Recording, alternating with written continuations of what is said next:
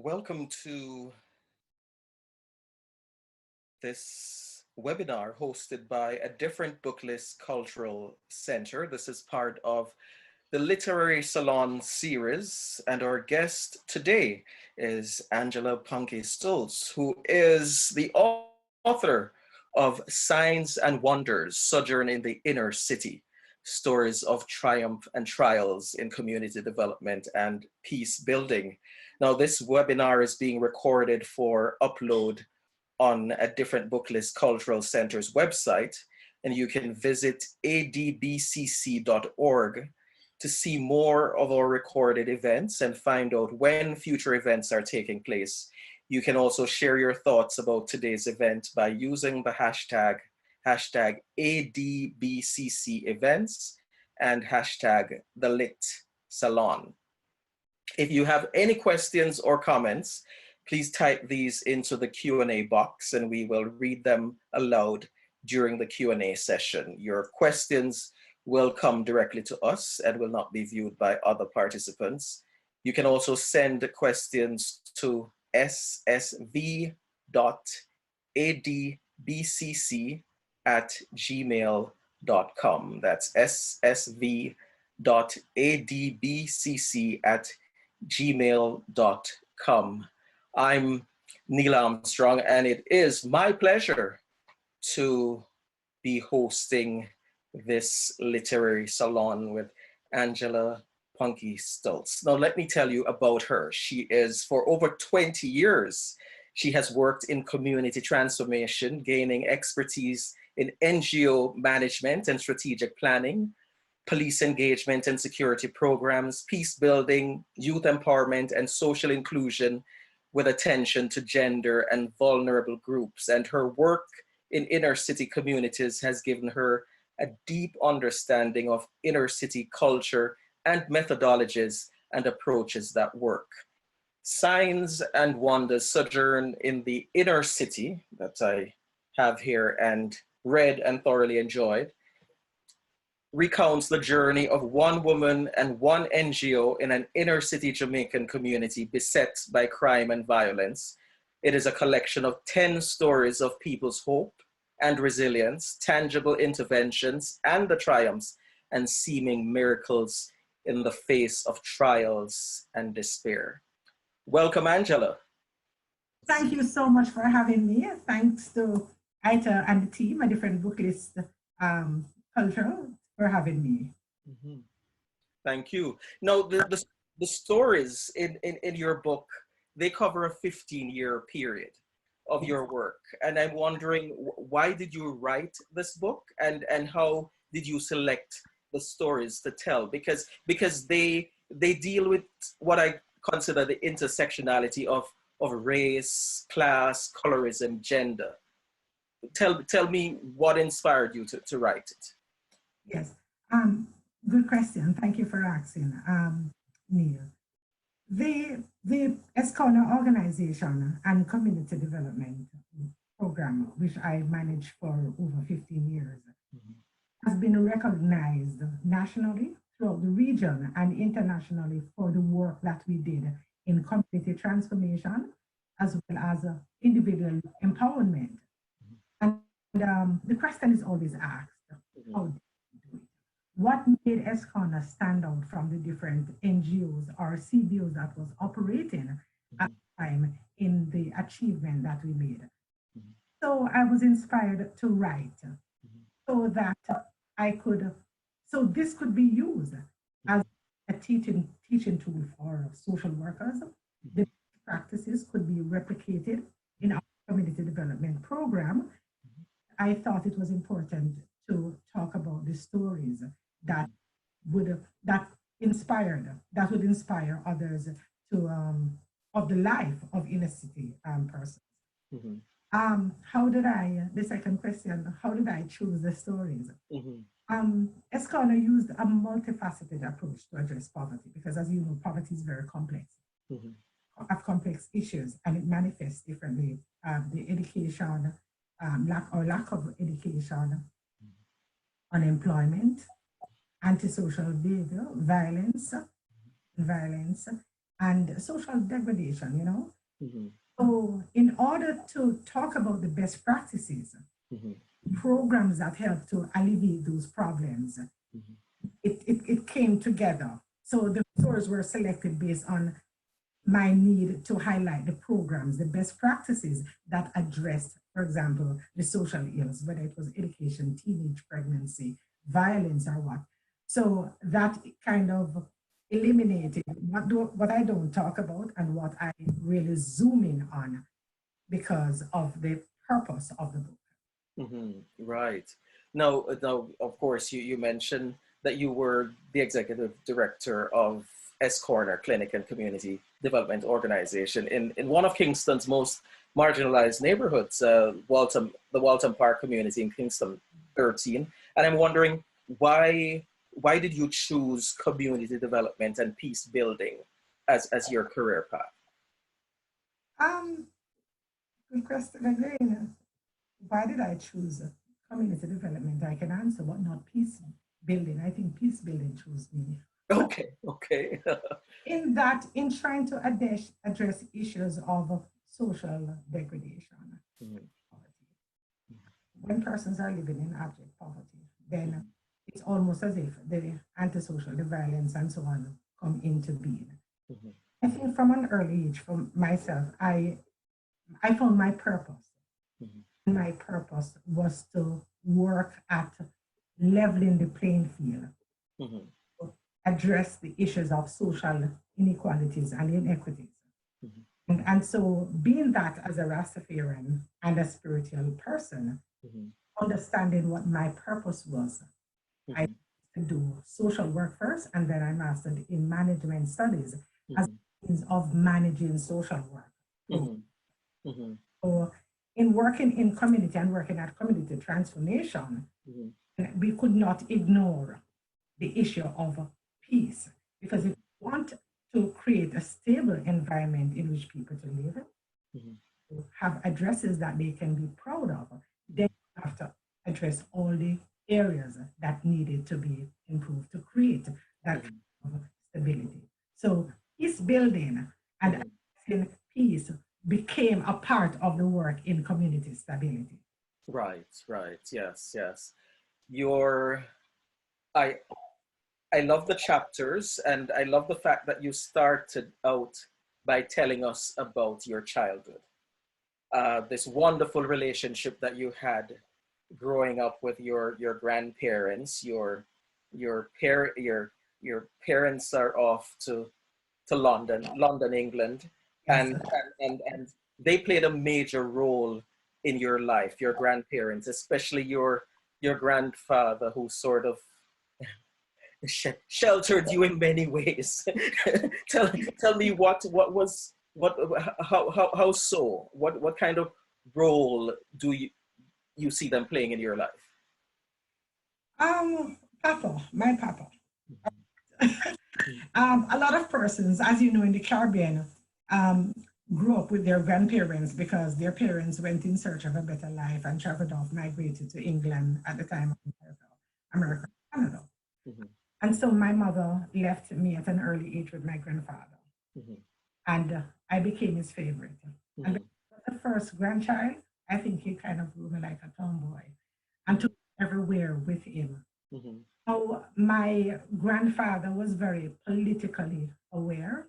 mhm, He was way ahead of his time in understanding the inequalities that persons of African descent faced mhm, from our history of slavery and colonialization and so on. mhm, So for him, it was the knowledge that we are all born as humans mhm, and we have a natural birthright to access all the resources equally. mhm, That's where it stops. mhm, It is controlled, mhm, catered to, based on the address that you live, your race, mhm, gender, mhm, or the religion, and all mhm, those things that serve to divide persons and create a system of inequality. mhm, And so he was very vocal. mhm, mhm, When after church, growing up as a Roman Catholic, and see going to the church at that time and seeing where the colored person, black persons sat on one side, Mm-hmm. the Caucasian sat on one side. Mm-hmm. If we were serving the same Jesus and the same God, Mm-hmm. separation even within the church. Mm-hmm. So after church, as usual, would always stop at a bar. Mm-hmm. And I would be there with him and be privy to the conversation that he was having with his friends to discuss about the political situation, the inequalities and race and class divide and all of that. Mm-hmm. Very young age Mm-hmm. was more privileged to having learning and listening to those conversations than my peers. Mm-hmm. That prepared me for the person I later became and wanting to do something about it. Mm-hmm. So I think that my early age with my grandfather Mm-hmm. prepared me for the work that I would later do. And that's what you're talking about, purpose. Mm-hmm. Yes, yes. And sometimes we are guided towards our purpose by other persons. And my grandfather was the person who guided me.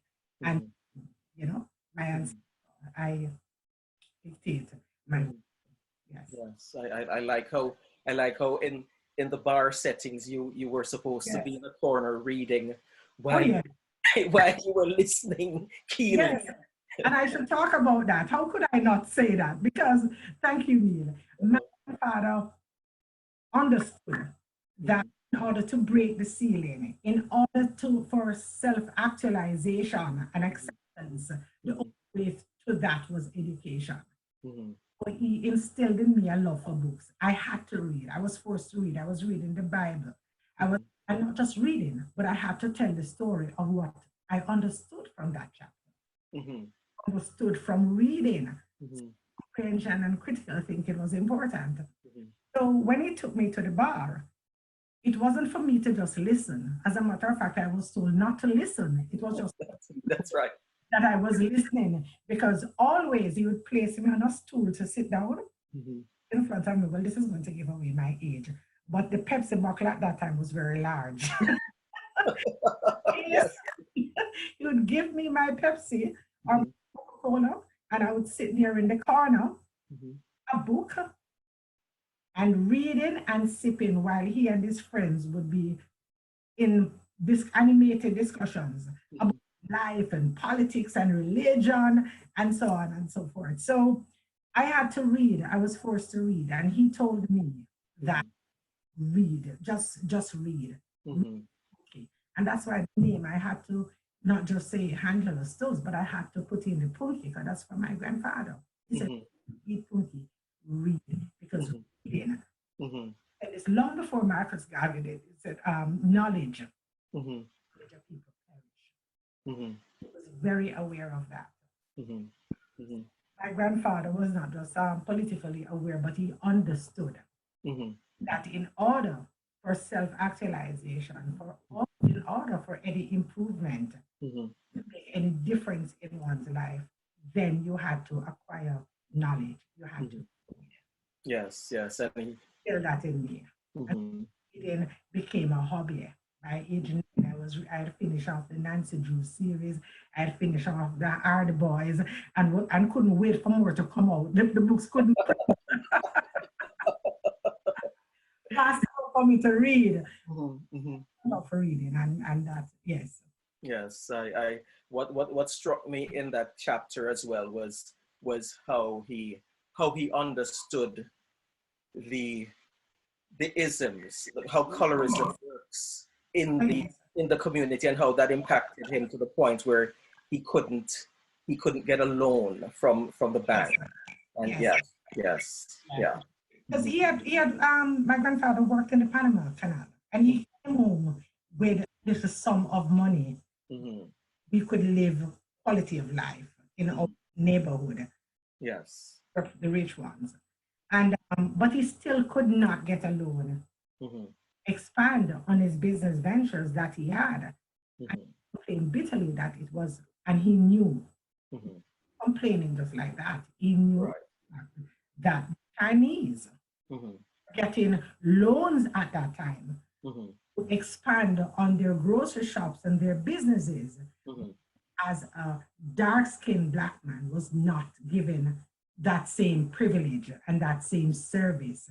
He understood the deep meaning based on his experience of how classism and racism, even at that time.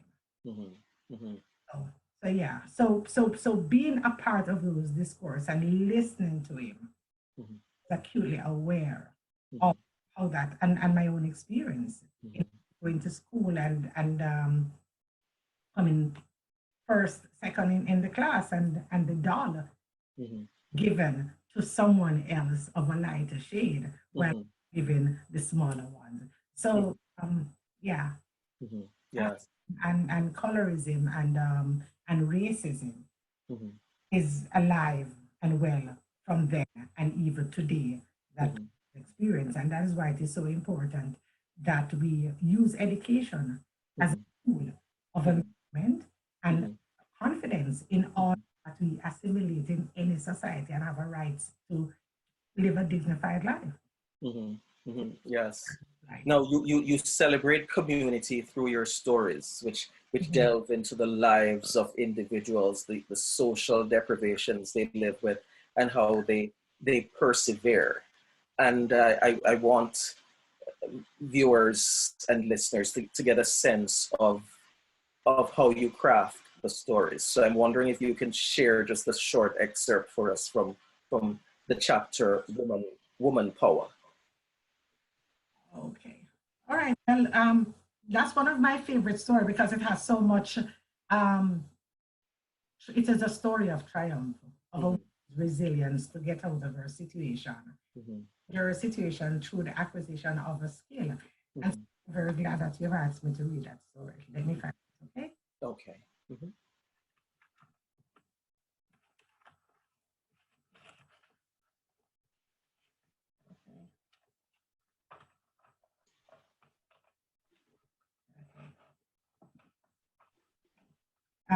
And she was, as you know, severely, because you've read the story, this is someone who was really abused and changed their life chances based on the skills that they have and their resilience, as well as, most importantly, the support of other women who understood what it was to be abused. And she served as a mentor that if she could leave that abusive situation, so others could really follow. So I'll read a part of it, yeah? Yeah. Domestic violence in which married or common law spouses beat or rape their partners is rampant and accepted norm in many inner city communities.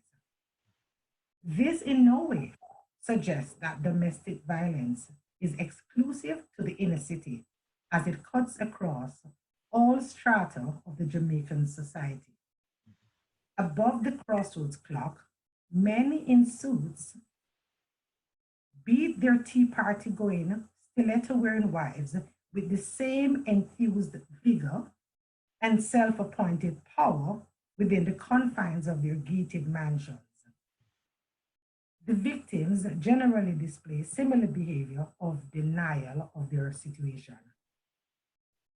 At the community level, the acceptance of domestic violence in relationship as a way of life influences neighbors to look the other way and not to intervene unless they believe the situation to be life-threatening.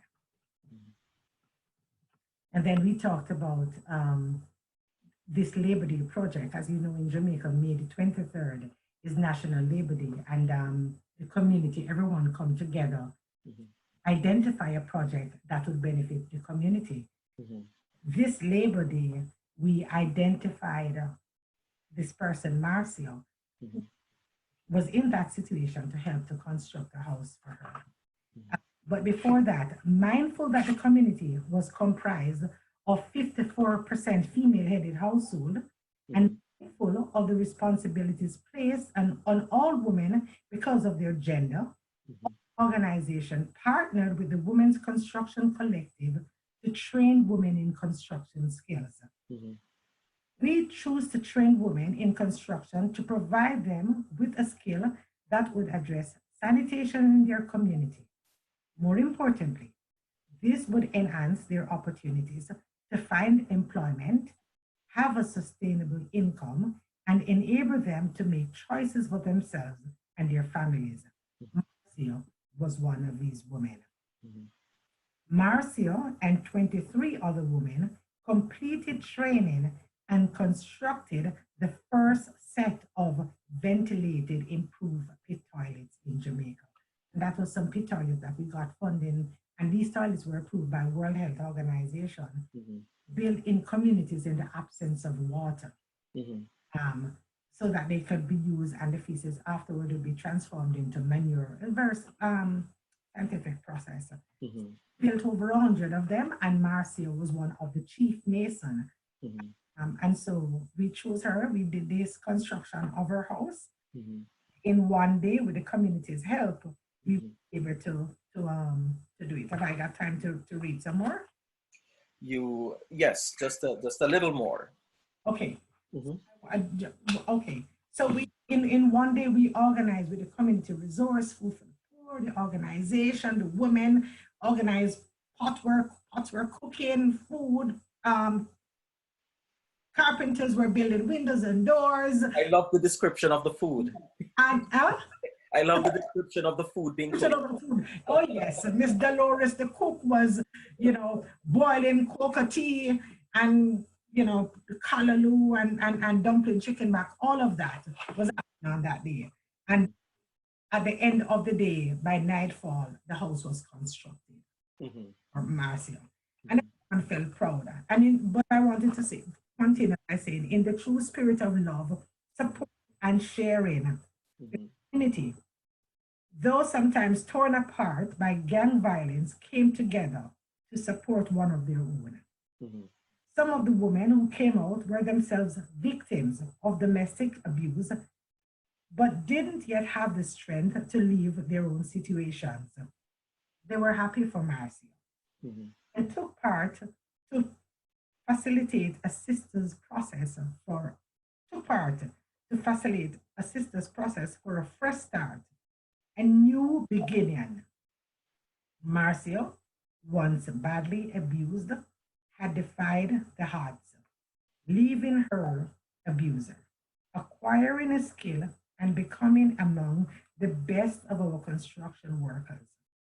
Marcia, the prodigal child, had returned home. And I must say that this story was captured by CNN, who came into the community at that time and did a documentary. They were fascinated by the process of how we were training these women in construction and dominated field, and they were construction workers in building the toilets, which later some of us participated in a program in Uganda to help them to build those toilets. Okay. So yes, so CNN People's Count carried that story, and today I must say that Marcia is a certified mason. She gets contracts to build houses.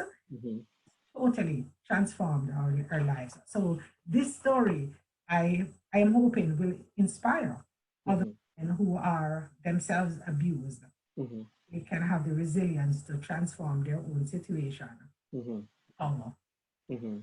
So yes. Thanks for asking me to read that. You're welcome. So that is certainly that's a story of a triumph in the community. Yes. But there were trials, hard tugging moments, and I know that there were times when even you had doubts about yourself and you questioned your identity as a Rastafarian woman, as a spiritual being, a person of faith.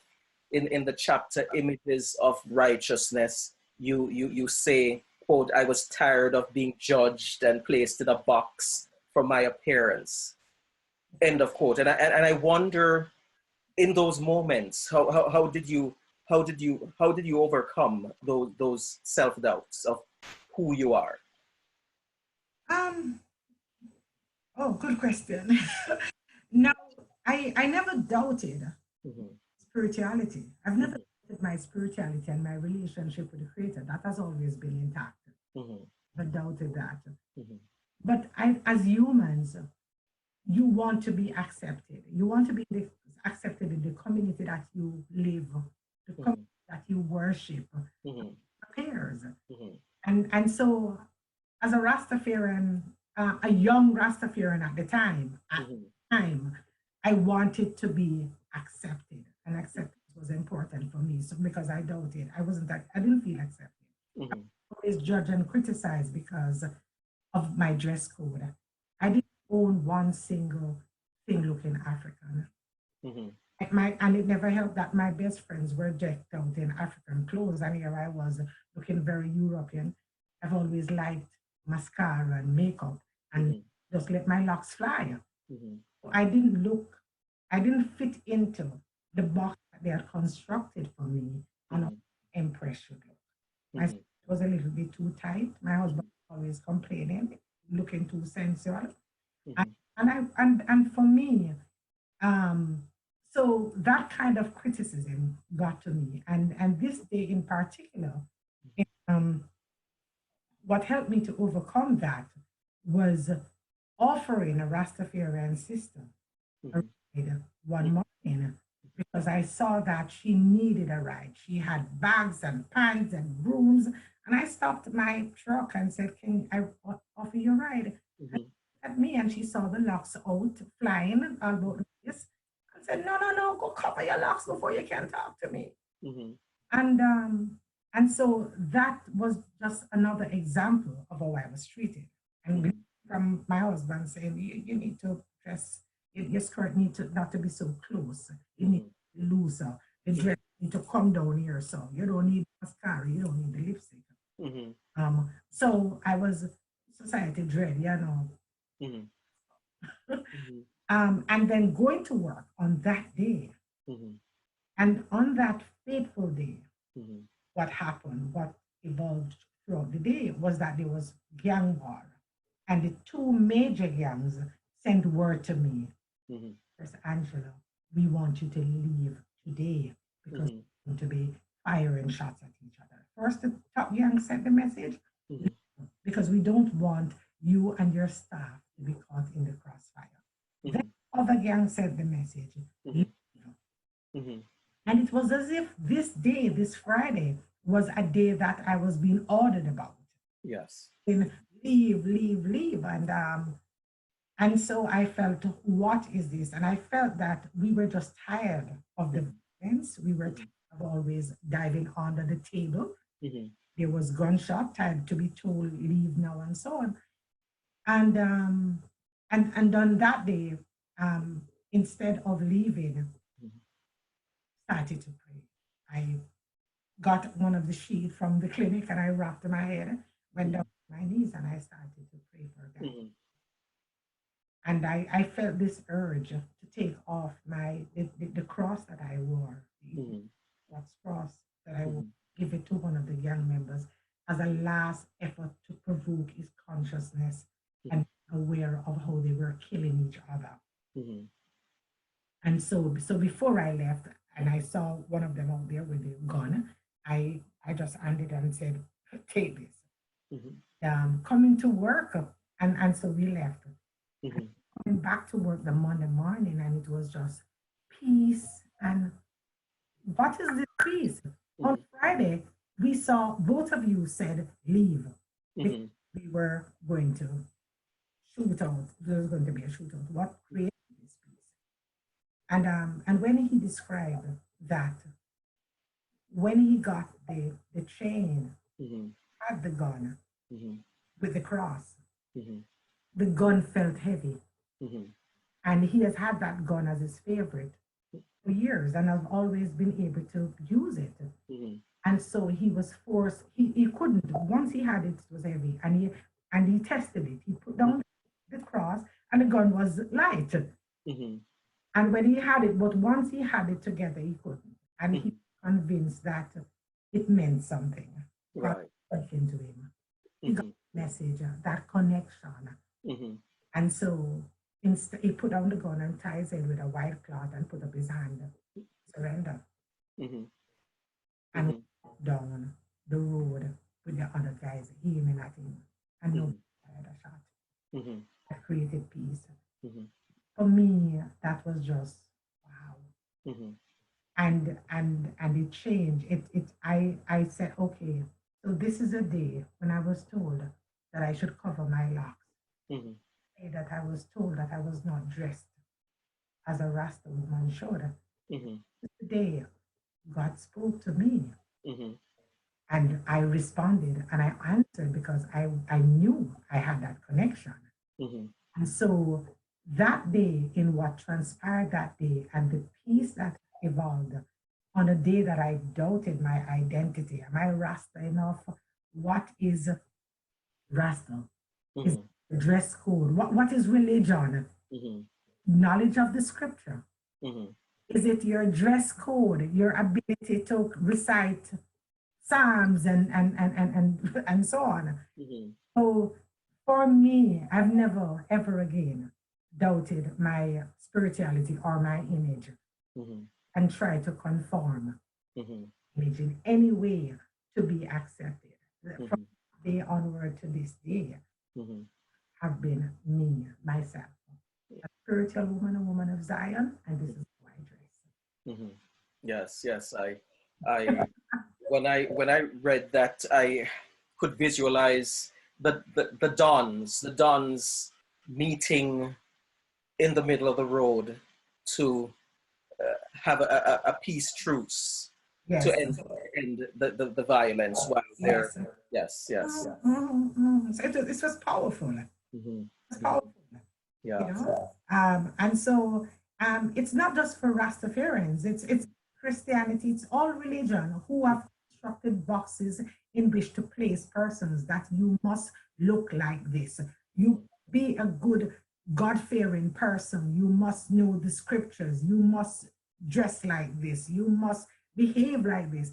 What exactly is religion? And so for me, what is the image of, sorry, not religion, what exactly is this image of righteousness? Is it Mm-hmm. those things, or is it your connection to the Most High, the Mm-hmm. God? And for me, that day was the manifestation of who I was and that connection being important. Mm-hmm. After that, it didn't matter if I didn't conform or I look. Mm-hmm. How they had constructed their little box for me. Mm-hmm. I was not entering into that box because Mm-hmm. I have it. Mm-hmm. Mm-hmm. well, No, no box for me. If it's not a godly box or a God that the relationship is uppermost and God, me and God, mm-hmm. your box, because I'm not going to fit in it. Mm-hmm. Mm-hmm. Christians would have never and would never trod Mm-hmm. communities Mm-hmm. work in. Mm-hmm. Mm-hmm. They would never go there. You go there, you're having a Labor Day project and they're keeping church. You say, come and join. Help us to have a homework program. Help us to minister. No, no, no. Their ministry is in the church for a better life Mm-hmm. after death. Mm-hmm. My relationship with the Creator, my spirituality tells me that we have a better life here on planet Earth. Mm-hmm. What I'm working about. Yes. So right here on planet Earth is where the life is, and we have to work towards it. And that's my spirituality and my godliness and my relationship. Mm-hmm. I'm not going to fit in a box.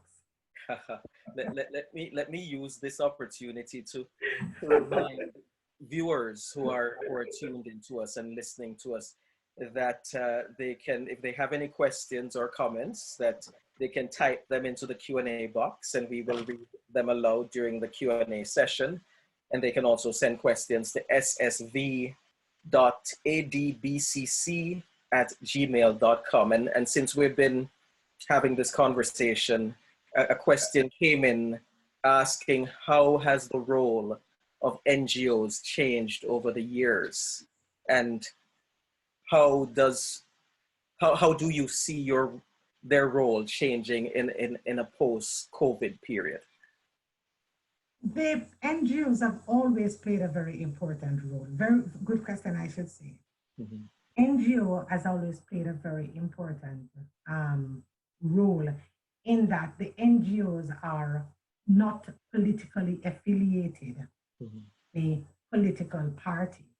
Mm-hmm. And because of their non-biased approach, Mm-hmm. are able to reach a wider participant, a wider group of people in which to help because they are non-biased. Mm-hmm. So whereas government or the government of the day is seen as working with prejudice, Mm-hmm. sometimes do not address all the issues that the larger constituents face because of who is the ruling party. Mm-hmm. NGOs have always played an important role in development. Mm-hmm. Post-COVID, the problem is that the reduction from developing countries to NGO happened because of the human index thing in which it was said that Jamaica and countries in the Caribbean were now developing countries, Mm-hmm. not in need of the help that we had before. Mm-hmm. And used measurement as the mortality ratio, education, and so on, Mm-hmm. understanding how the pockets of poverty, the disparity between the small minority rich, Mm-hmm. and large minority, large majority of poor. Mm-hmm. So NGOs played an important role in their reach to the people, their reach to the marginalized, their intimate relationship with people. Mm-hmm. And post-COVID, there will continue to be the need for NGOs to continue to reach people in a way that is non-prejudiced, non-partisan, and very intimate, understanding their needs and representing their needs for government funding. Mm-hmm. Very much needed, and more so when you look at education now, the in how things will change with COVID, where there will be reduction in classroom, and because there will be reduction in classroom, there will be online education. Okay, but that is with the assumption that the parents themselves can read messages that you send, with the assumptions that the children can read that you're giving them. And so NGOs, the role of NGO to reach and become creative addressing these issues is more needed than ever before. In programs that meet the needs of people at a very intimate level, where government in their broader generalization sometimes do not get. Because for me, as an NGO manager, leader, integrated management, I am looking at exactly what I just said. How parents, talking about you're going to equip them with tablets, you're going to equip them with the resources, how parents can use that. How parents have teenage children that are there, that given COVID can come to help and to show them and to understand work that is being given. So you send messages on somebody WhatsApp, they can read it. Yes, yes, yeah. So there is need for the NGO to continue to be vigilant in their work in reaching people at the very intimate level, greater outcome than any government can. There is another quest. What other links?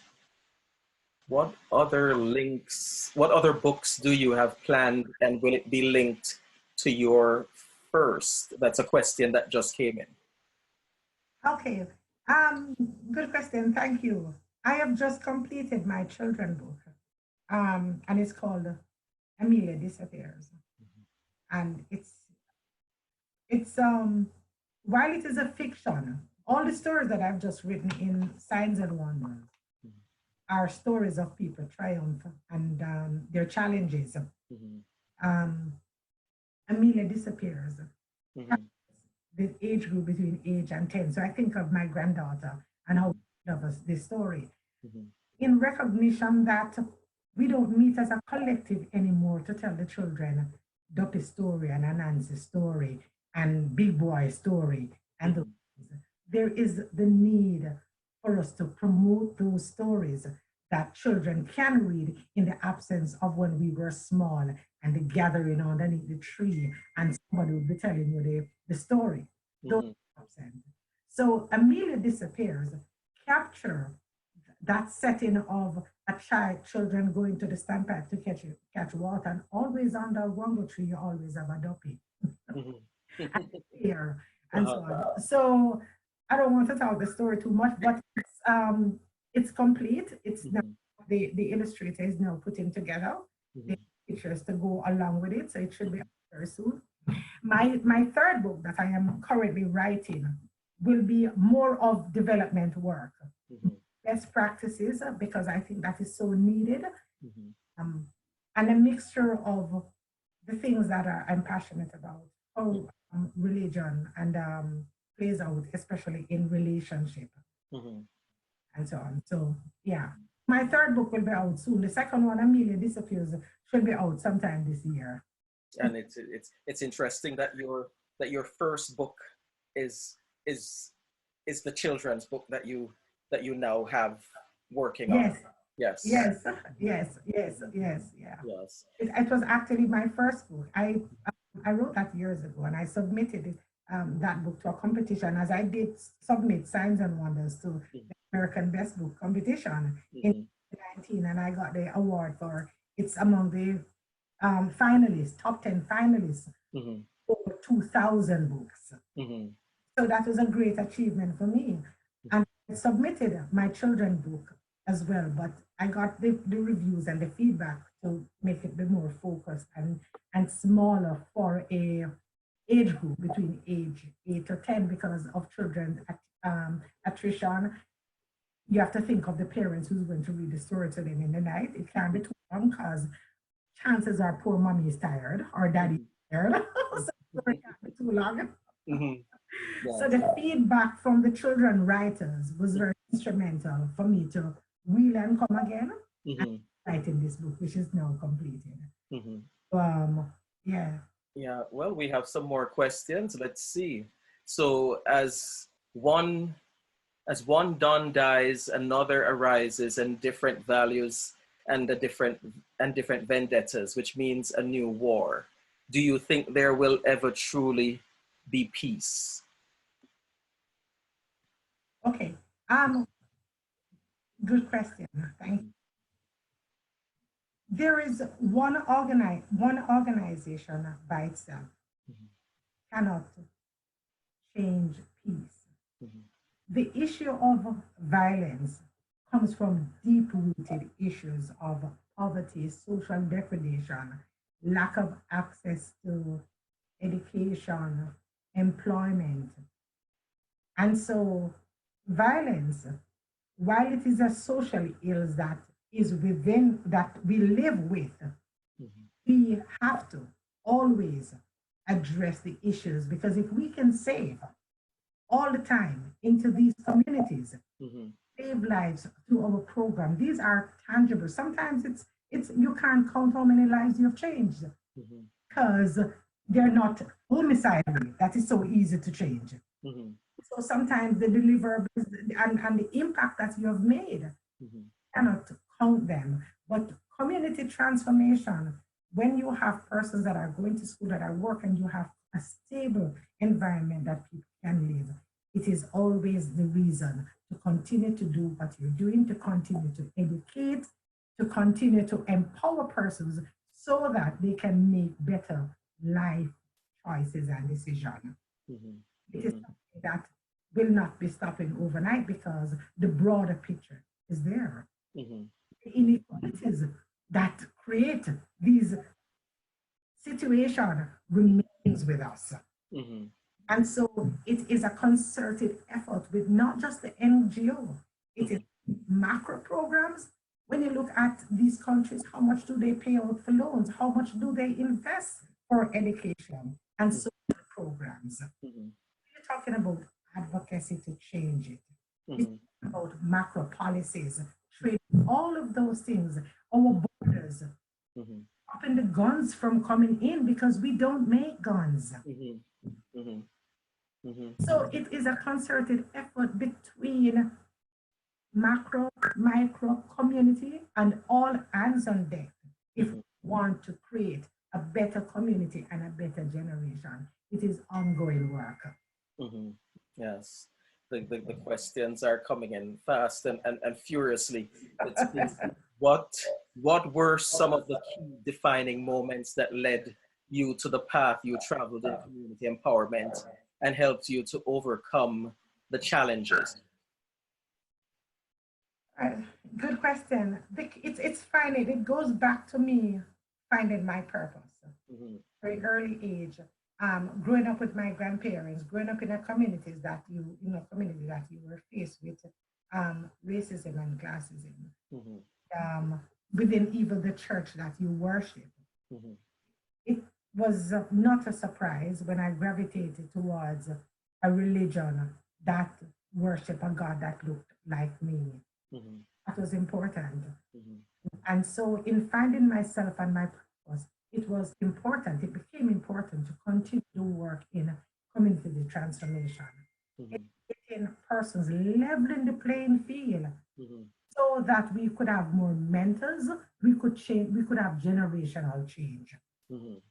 Real generational change in continuing, like you passing on a baton of empowerment and transformation. It's a continuum. It's not with one person, it has to continue.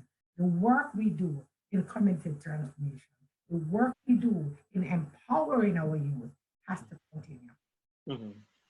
Our generation has got to change. The identity building of young men to love themselves, because always the media is sending you messages, images, subliminal messages. You're black and you're ugly. Black come with ugly. If they're pretty, you're black, but you're pretty. She's black, she's pretty. She a Rasta, but she look good. Hello? Yes, yes. Those images people are faced with. You go into the community and you bash people who are bleaching. But when you look at society and their opportunities for getting a job, to even go as a retailer, light skin, to work in a bar. Girls will tell you when we have done the research. They get better jobs in the bars when they are a brownie. They earn more money when they bleach and brown. And when they stop bleaching and dark skin, how much jobs do they get? The images. We have a lot of work to do to build the confidence and identity our race, of our young people, so that they can be confident of who they are, love themselves, love the skin that they're in any shape and form, and confident. Yes.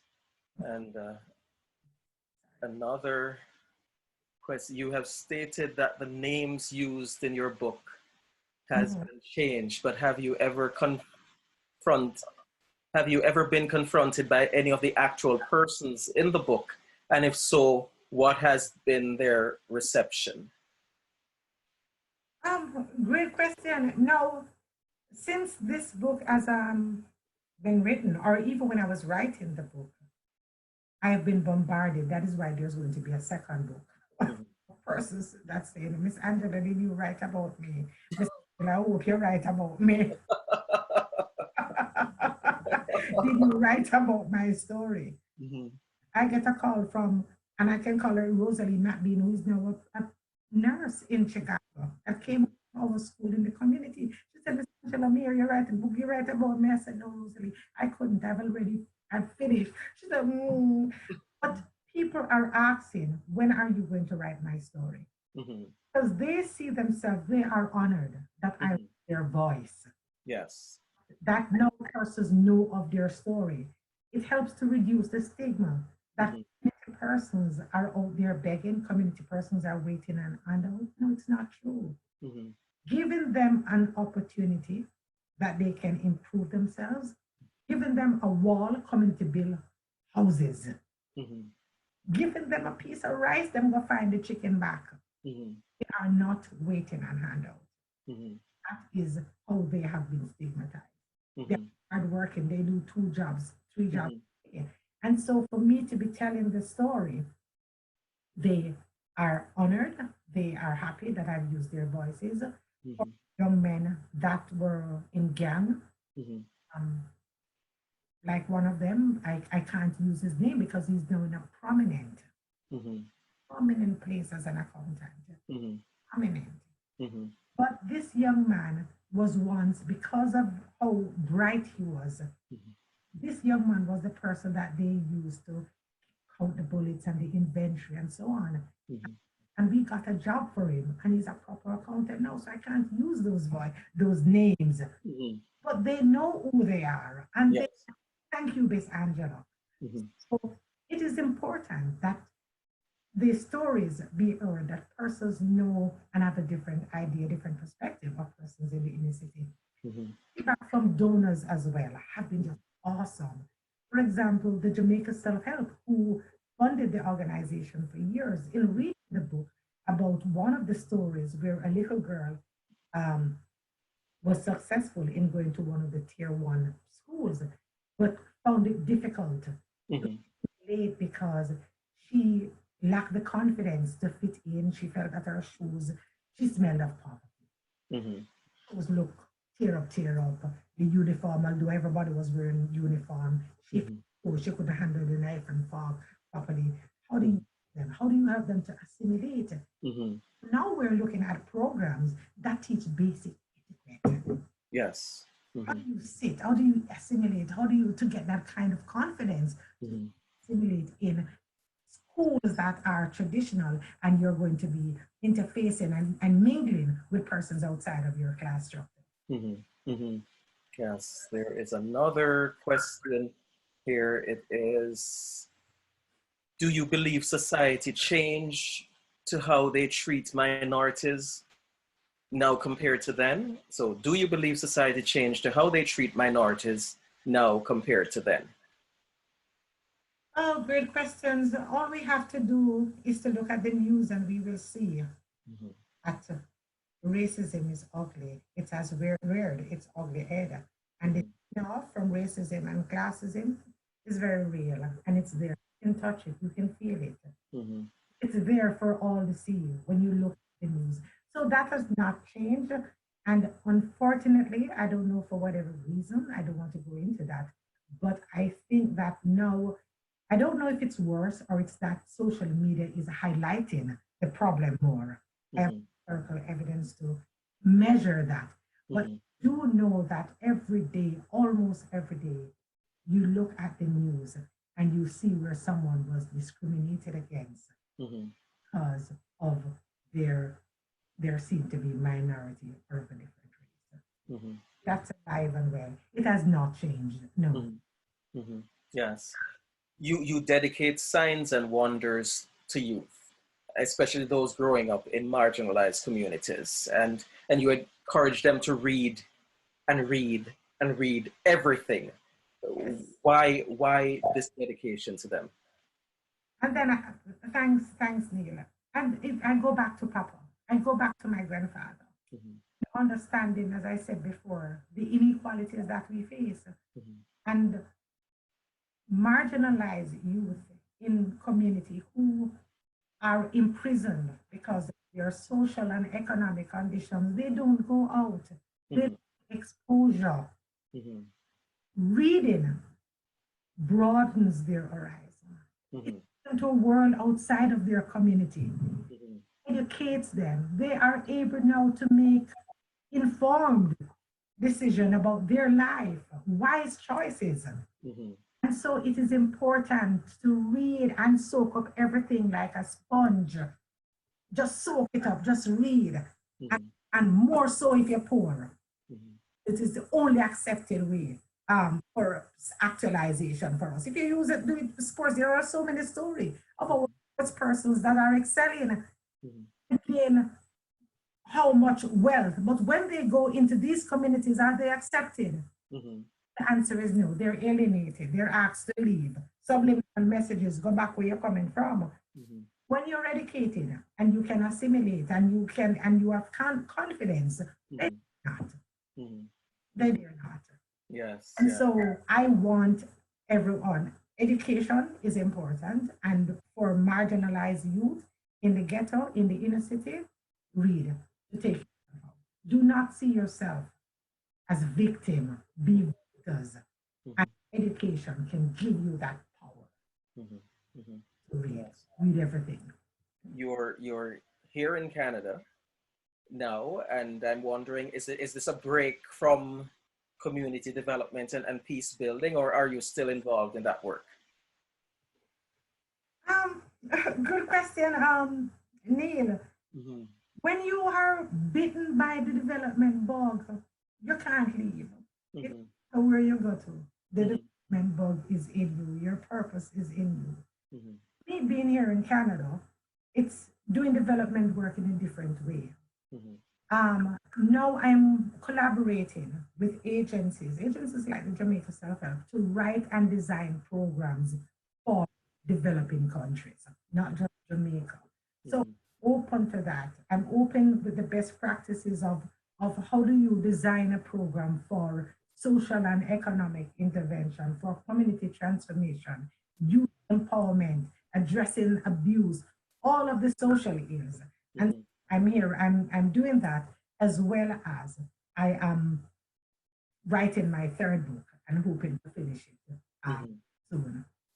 So development book takes you, even when you're outside of the community, it's in a way that will continue to help and transform community, even when you're not there on the ground.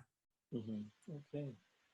Well, I want to, as we're near the 1 hour end time, I'm wondering, how can participants who are tuning in to us, how can they get in touch with you if they want to? Okay, my Facebook page is there. You give your email. That's, yeah. My email address is Angela Stultz 08@gmail.com. And are there Angela Stultz 08 ANGELA 1 Ellen Angela STULTZ.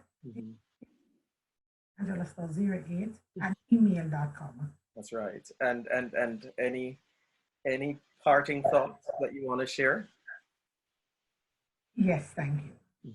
I just really want to thank different book lists and the center for having me here this afternoon about my book, my passion that I do, to provoke conversation after this into the bedrooms and the dining table about what can we do to help. Now that you have been informed, now that you know that there are organizations on the ground that is making a difference, how do you do it? Will you do it? So I just really want to thank you, Neil, for having me. I thank Ita and the team inviting me to share my story, to share my book. And I look forward to more discussions and collaborating with you. Thank you. Thank you. And I'm sure this conversation will stir more discussions for sure. Thank you so much, Angela. Angela Punky Stultz is the author of Signs and Wonders, Sojourn in the Inner City, Stories of Triumph and Trials in Community Development and Peace Building. And I also want to remind participants that they can register for more events and view recorded programming by visiting adbcc.org.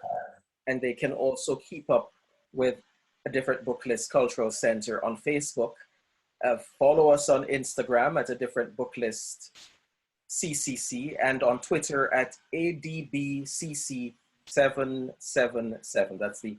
That's the address of A Different Book List Cultural Center, the People's Residence, 777 Bathurst Street. So thank you everyone for joining us, and thanks again, Angela. Looking forward to the children's book and looking forward to the other book that you're working on now. And thank you everyone for joining us here for a literary salon. Next Thursday, the featured author will be Sandra Williams, who is the author of A Sip of Cersei,